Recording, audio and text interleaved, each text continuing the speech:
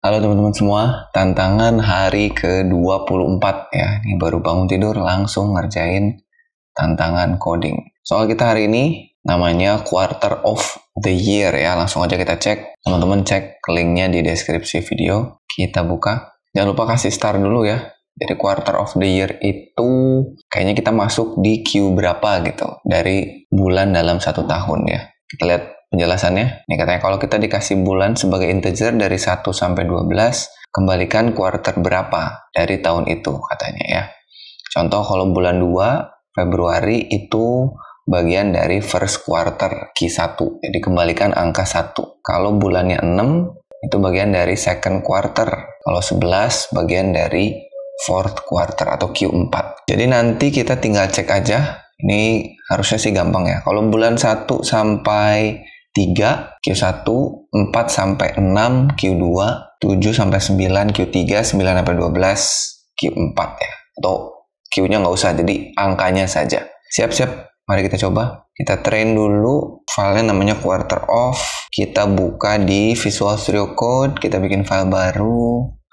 24 ya, 24 quarter of JS. Copyin dulu teman-teman. Terus kita copy headernya, tutup sidebarnya hari ke-24, kita copy URL. Ya, ritualnya dulu. Sudah, tinggal kita jalankan Quokka. Jangan lupa test case-nya. Quarter of, kita ambil yang 8 ya. Kalau 8 harusnya hasilnya 3. Di sini console, oke ini masih undefined, harusnya hasilnya 3. Gimana nih? Langsung aja kita cek pakai if dan else if ya. Jadi jika month itu lebih kecil sama dengan 3, atau pakai if aja ya, kita return 1 gitu ya. Else if month-nya lebih kecil sama dengan 6 gitu ya, kita return berapa? 2. Terus kita copy aja lah ya. Kita copy, ini kita copy, ini 9, ini 12, 3, 4. Nah ini cara yang paling barbar ya. Kembaliannya 3, betul. Kalau kita kasih 11, 4. Oke. Kita nggak perlu ngecek apakah angkanya itu lebih kecil dari 1 atau lebih besar dari 12. Jadi kayaknya ini cukup lah ya. Paling barbarnya dulu. Oke, kita copy. Kita tes. Harusnya sih hijau.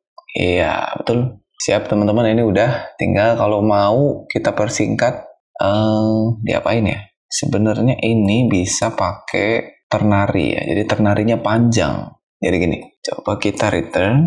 Jika month lebih kecil sama dengan 3, maka hasilnya 1. Ya kan? Gedein dikit ya. Tapi selain dari itu, jika month lebih kecil dari 6, ini, maka hasilnya 2. Selain dari itu, terus tambahin. Jika month-nya lebih kecil dari 9, maka hasilnya 3. Selain dari itu, sebenarnya ini bisa pakai else ya. Coba ini kalau kita pakai else, bisa nggak? Else. Ya, harusnya bisa juga ya. Jadi ini nggak perlu kita cek lagi karena dia kondisi terakhir. Maka di sini 4. Gitu. Nah, ini kita coba hapus. Ini ya, kita hapus yang ini berarti. Ini nggak perlu. Cukup else saja. Tuh, hasilnya sama ya. Kalau 8, udah aman. Gitu. Jadi kalau mau satu baris, ini bisa. Kita ganti dulu ya. Sudah, aman. Nah, kalian kalau mau bikin ini jadi sebaris, bisa begini ya. Nah, gini, ini nggak perlu. Udah, itu. Nah, sebenarnya kalau mau pakai cara yang lebih tricky, ini ada. Kita bisa pakai pembulatan ke atas, teman-teman. Sebenarnya, yang perlu kalian lakukan itu hanya bagi dengan 3. Jadi kita tulis month, bagi 3. Nih, kayak gini. Jadi kalau 8 tuh kan harusnya 3 ya. Nah, kita bulatkan ke atas. Coba kalau misalnya 3. 3 tuh harusnya 1.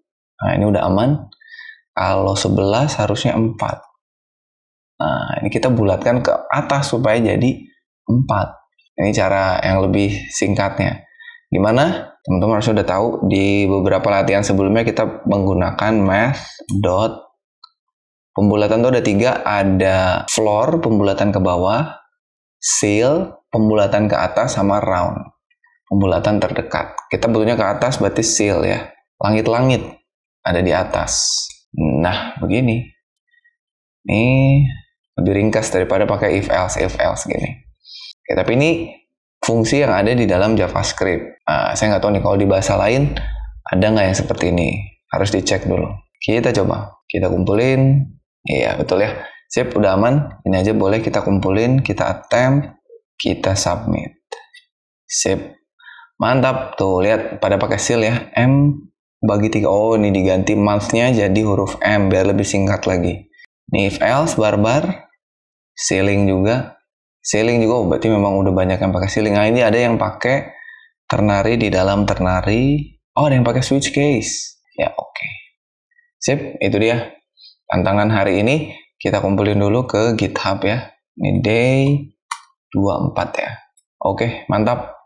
Kumpulin dulu, belum di-push. Sip, mantap. Itu dia tantangan hari ke-24. Mudah-mudahan bermanfaat. Sampai ketemu lagi di tantangan coding hari berikutnya. Saya Sandi Kakali pamit dan seperti biasa, jangan lupa titik koma.